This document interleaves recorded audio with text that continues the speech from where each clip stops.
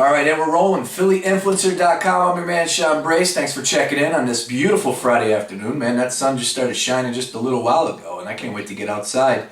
Lots to get into, including Game 1 from last night, but I just want to say that thank you very much for everybody that's pressed play, whether you like it or you don't like it. The fact is you took time out of your day to press play, and to anybody and everybody that's subscribed or liked the Facebook page or hits me up on Twitter, I greatly appreciate it. It's week 1, just tossing it out there. We got some things planned out for upcoming events in the future weeks, so I'm looking forward to that. But after week 1, I'm thrilled. I'm excited about this project, and I don't know where it's going to end up. I do know that it's getting better day by day, and it's all about progress, and that's all I give a damn about. Again, thank you very much. The podcasts are there. I tweet out the podcast so you can listen to it with your earbuds. You got the video on YouTube. Hit me up on YouTube. Subscribe to the channel. I got my first jerk-off comment last night on YouTube, man. That's a different beast. They're different beasts on YouTube, but that's all right. Hey, like I said, as long as you press play, that's all I care about. So, once again, thank you very much. After week 1, PhillyInfluencer.com. Put it up there on your page and check it out every morning. I greatly appreciate that. All right, let's get into what went down last night. Game 1, NBA Finals. We've been stoked. We've been fired up. We can't wait for this game. Everybody I know. And it's funny, I thought about this too last night, where everybody tweets about NBA basketball. Like, my timeline for the NBA Finals is just filled with conversations. I don't get that with World Series. I don't get that with Stanley Cup. Obviously, football is a different monster as well. But last night, it's so entertaining just to sit back and watch everybody's thoughts as you're watching that game. But great 48 minutes. Overtime was terrible. I think we're all on the same page there. And if you had 5.5, you were catching the 5.5 for the Cavs. I feel for you. But hey, there's probably going to be 5 more games to go. Even though Kyrie's hurt, even though Kyrie Irving might be done, who knows what's happening? He's getting the MRI, the test for further damage on his knee. It didn't look good. Even if he's done, I still feel like LeBron's got the eye of the tiger, that he's going to win a game or 2 in Cleveland. And it's 3 straight at Cleveland, 3 straight games, right? So it's 2-3-2. So anything's possible at that point in time. I still feel like it's going to go 6. Hopefully Kyrie Irving can bounce back. It didn't look good, though. Did not look good. My man, he's a warrior out there. Played 43 minutes, I want to say that's correct. Kyrie scored 20. Let me just pull this up real quick. Kyrie. He played 44 minutes, and he scored 23 points. Yeah.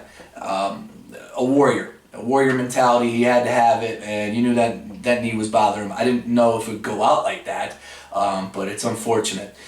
Again, when you talk about the Golden State Warriors, you just talked about the depth of their team and how many guys they're able to throw at you. Maurice Spates coming off the bench, Livingston, Iguodala D'ing up, LeBron James and having an effect on his game. Andre's, we've always known that. He's a good defender. He is a good ball player. He's just not a great ball player, but he showed up last night. I can't hate on him. Again, Steph Curry, though. It's amazing because you know he's getting the ball.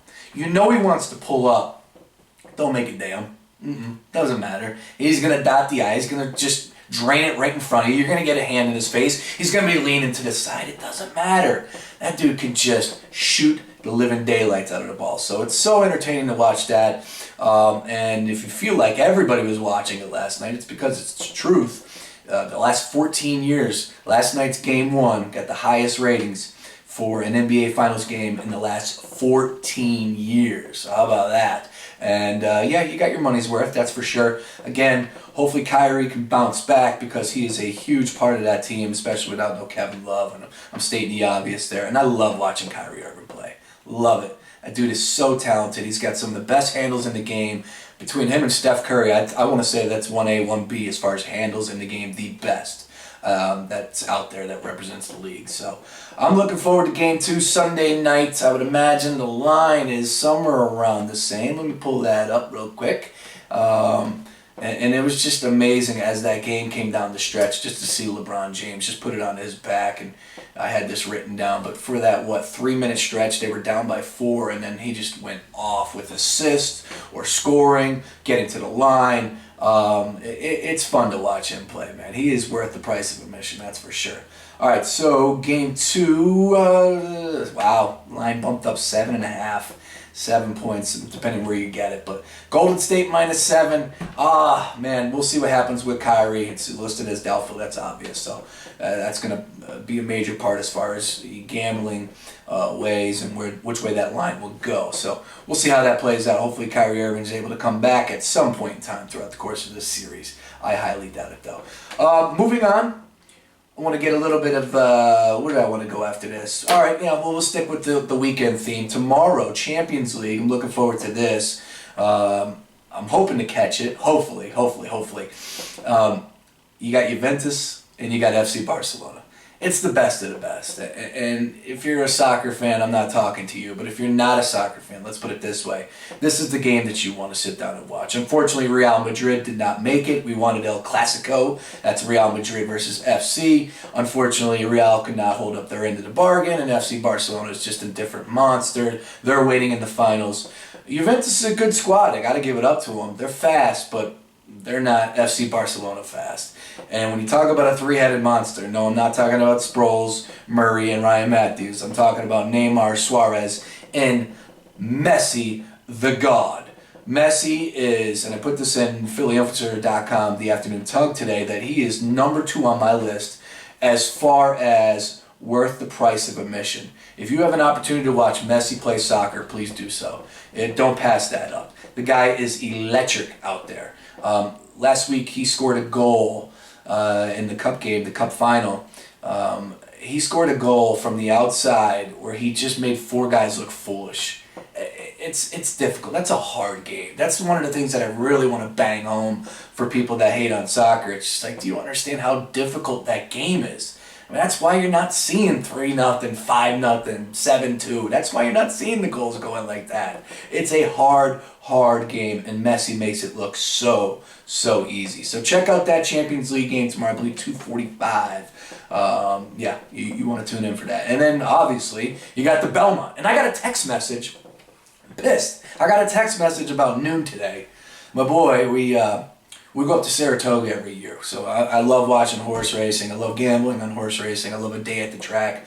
I've been to Saratoga 3 times, and I've always wanted to go to the Belmont, especially when there's an opportunity for a Triple Crown. Tomorrow, American Pharoah is probably going to do it. I feel like we have this conversation every single year, and it doesn't happen, but there's only 8 horses going, and it's not that strong of a field, in my opinion. We'll see. I think American Pharoah is just an amazing horse, one hell of a beast. So I would be shocked if American Pharoah does not win the Triple Crown. And I'm pissed because I want to be up there. I want to go up there. It sounds like a great adventure. Unfortunately, I don't want to come off like that. I'm looking forward to heading to the beach. It's really my only opportunity this month to do so.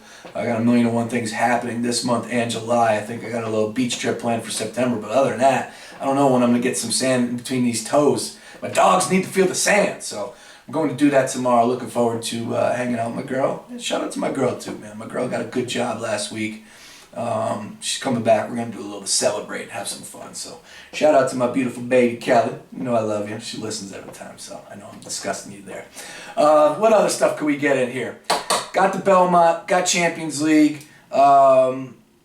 Sixers. I want to finish up with this. I did want to do a little bit of a longer podcast on the Sixers. I'm going to save that for next week. I saw some Brett Brown quotes floating out there, so I'm looking forward to diving into that. But Sixers, the recent rumor that got everybody, up against the wall here is that the Minnesota Timberwolves are looking to possibly draft Deangelo Russell. I'm not buying that. I'm not buying that. It was floated out there. I caught it on Yahoo a little earlier today. Ball don't lie, I believe the blog was. But no. The Timberwolves can say whatever they want. They can sit there and say, yeah, we're looking at everybody. You know damn well they're going to go with a big. Karl Anthony Towns you can't pass up on, and Jahlil Okafor. If the 76ers are to land Okafor, and this is why I want to get into this conversation, because a lot of people are backtracking on this, saying, oh, you can't take another big. No. If Okafor is there, you don't pass on him.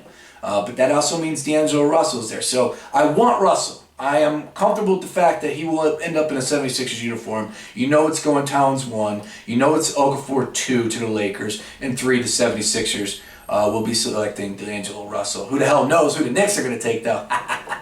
At number 4, I love that. But just think about it. You know, you got Embiid and you got Noel down on the blocks, and Embiid just backing you down. And I can't wait to see this, so this week we can stop dreaming about it. But you know, you dish it down to Joel Embiid. He's working this defender, backing him up, and all of a sudden bounces it out to the outside, and Deangelo Russell's there, and he is not going to miss. That dude is a special, special talent, a special shooter. I want him in a 76ers uniform. So, Sixer fans, relax. He's not going to the Timberwolves. But, hey, if the 76ers end up with Okafor, it's a good problem to have, as I like to say. PhillyInfluencer.com. We kept this one short today, so please subscribe to the YouTube channel. Hit me up on Facebook, PhillyInfluencer.com. Head over there. It's got all the icons to the right that you need to see. Just click those, like the page, follow me, all that good stuff. I greatly appreciate your time this week. We're starting something good here. So spread the word, give it a little bit of a retweet, let people know that I'm back in action. I greatly appreciate that. Everybody have a wonderful weekend, a safe weekend, and I will holler at you on Monday. Peace.